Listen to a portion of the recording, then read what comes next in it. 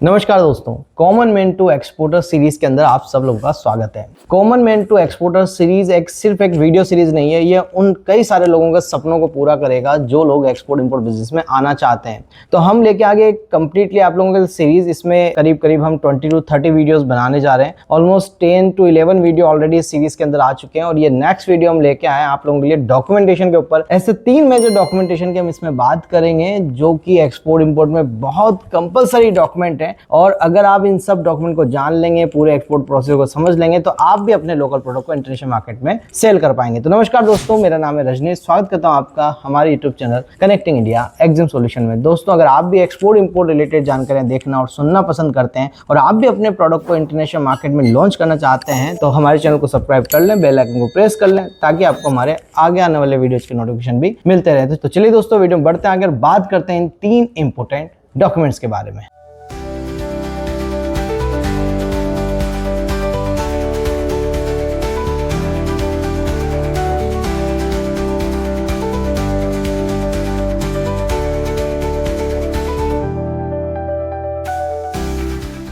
तो दोस्तों, एक्सपोर्ट में सिर्फ बायर खोजना और प्रोडक्ट भेजना इंपॉर्टेंट नहीं है।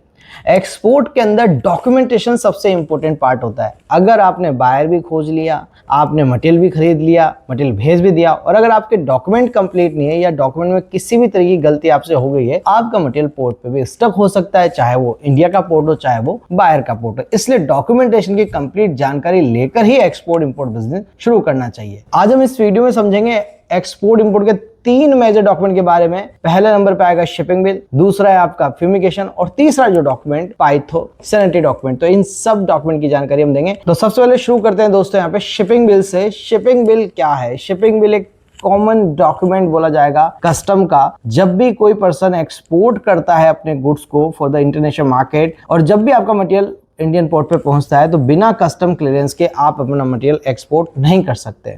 अब कस्टम क्लियरेंस कराने के लिए सबसे पहले आपको पोर्ट पे शिपिंग बिल फाइल करना पड़ता है। एक प्राइम डॉक्यूमेंट होता है।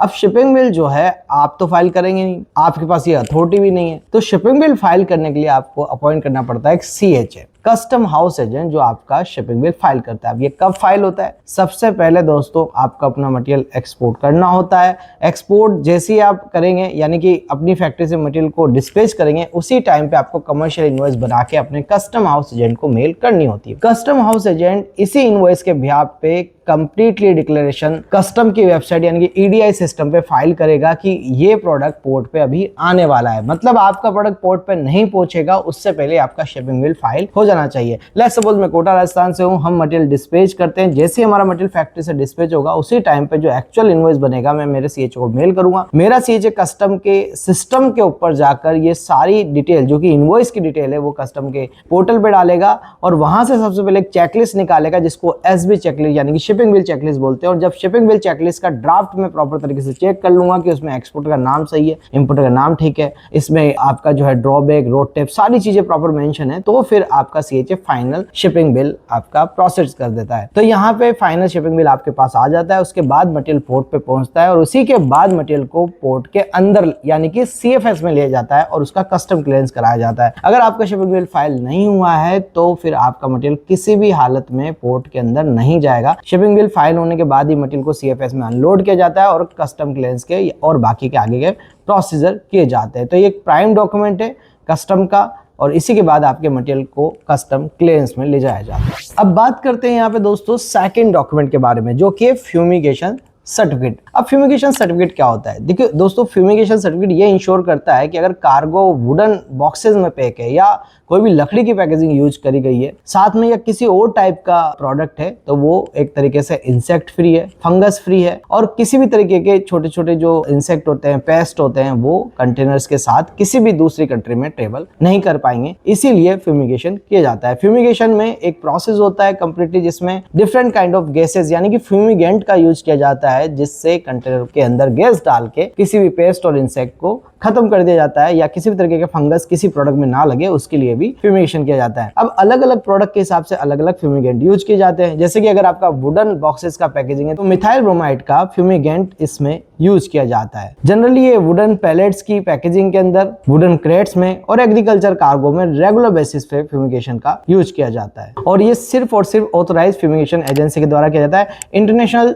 स्टैंडर्ड के हिसाब से ISPM 15 का अगर आपका वुडन बॉक्सेस का पैकिंग है तो वहां पे मार्का यानी कि स्टैम्प भी आपके वुडन क्रेट्स के ऊपर लगी हुई होनी चाहिए। और अगर फ्यूमिगेशन नहीं हुआ तो इंपोर्टिंग कंट्री आपके शिपमेंट को रिजेक्ट भी कर सकती है। तो फ्यूमिगेशन कराने का हमेशा ध्यान रखें और फ्यूमिगेशन के बगैर कभी भी अपने मटेरियल को दूसरी कंट्री में ना भेजें। हालांकि एक बायर की रिक्वायरमेंट के हिसाब से ही डॉक्यूमेंट या फ्यूमिगेशन तैयार किया जाता है। अगर आपका बायर बोलता है कि हाँ उसको फ्यूमिगेशन सर्टिफिकेट की रिक्वायरमेंट है तो ही आप फ्यूमिगेशन सर्टिफिकेट यहाँ से बना के भेजेंगे। जनरली पोर्ट के ऊपर जब मटेरियल पहुंचता है उसी के बाद ही फ्यूमिगेशन कराया जाता है सर्टिफाइड एजेंसी के द्वारा और जनरली हमारा जो कस्टम हाउस एजेंट रहता है वही इस एजेंसी को फाइंड करके आपके प्रोडक्ट का फ्यूमिगेशन पोर्ट के ऊपर करवा देता है। इस तरह से दोस्तों फ्यूमिगेशन आप करते हैं। फ्यूमिगेशन का कुछ वीडियोस भी हमने बनाया है तो लिंक में आपको उसका डिस्क्रिप्शन मिल जाएगा। फ्यूमिगेशन होता कैसे है, जनरली एक पाइप को कंटेनर के अंदर डालकर और जो है फ्यूमिगेंट जो गैस होती है उसको उसके अंदर छोड़ दिया जाता है और इस तरीके से मटेरियल का या कंटेनर का फ्यूमिगेशन हो जाता है। अब बात करेंगे दोस्तों नेक्स्ट डॉक्यूमेंट जो कि थर्ड डॉक्यूमेंट है यहाँ पे जो बहुत इंपॉर्टेंट डॉक्यूमेंट है, फाइटोसैनिटरी डॉक्यूमेंट। कई बार लोग फ्यूमिगेशन और फाइटोसैनिटरी डॉक्यूमेंट को लेकर कंफ्यूज हो जाते हैं तो यहाँ पे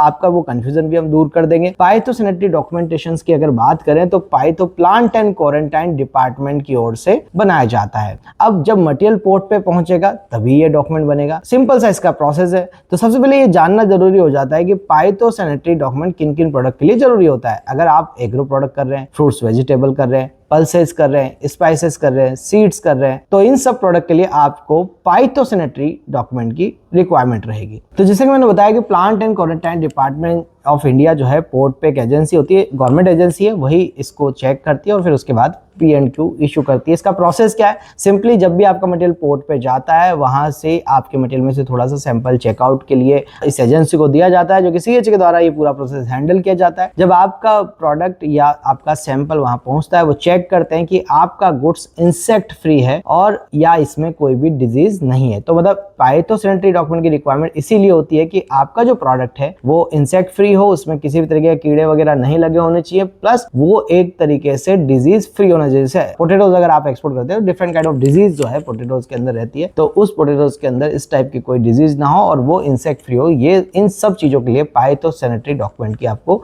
जरूरत रहती है। और जब आपका सैंपल चेक कर लिया जाता है, अगर कोई ट्रीटमेंट रिक्वायर्ड है तो ट्रीटमेंट किया जाता है और उसके बाद जो गवर्नमेंट बॉडीज यानी कि प्लांट एंड क्वारंटाइन डिपार्टमेंट होता है वो आपका P&Q यानी कि या फिर फाइटोसैनिटरी सर्टिफिकेट इशू कर देता है। कई सारी कंट्रीज है जो बिना फाइटोसैनिटरी डॉक्यूमेंट के एग्रीकल्चर कमोडिटी का इंपोर्ट बिल्कुल भी अलाउ नहीं करती है, इसलिए आपको P&Q सर्टिफिकेट बना लेना बहुत ज्यादा जरूरी होता है। अगर डिफरेंसेस की बात करें फ्यूमिगेशन एंड फाइटोसैनिटरी डॉक्यूमेंट के बीच में तो जनरली फ्यूमिगेशन जो है एक पैकिंग का ट्रीटमेंट होता है और यहाँ पे फाइटोसैनिटरी एक तरीके से प्रोडक्ट इंस्पेक्शन होता है। जनरली फ्यूमिगेशन जो है पेस्ट रिमूवल के रूप में यूज किया जाता है, जबकि फाइटो जो है ये दिखाया जाता है कि जो प्रोडक्ट है वो डिजीज फ्री है और इंसेक्ट फ्री है। जनरली फ्यूमिगेशन जो है प्राइवेट एजेंसी के द्वारा किया जाता है और फाइटोसैनिटरी डॉक्यूमेंट हमेशा गवर्नमेंट एजेंसी के द्वारा ही इशू किया जाता है। तो ये तीनों डॉक्यूमेंटेशन के बारे में हमने दोस्तों बात करी। एक्सपोर्ट में डॉक्यूमेंटेशन की बहुत ज्यादा इंपॉर्टेंस है। अगर आपको डॉक्यूमेंट के बारे में जानकारी नहीं तो कहीं पे भी किसी भी जगह पे आपका मटेरियल होल्ड किया जा सकता है या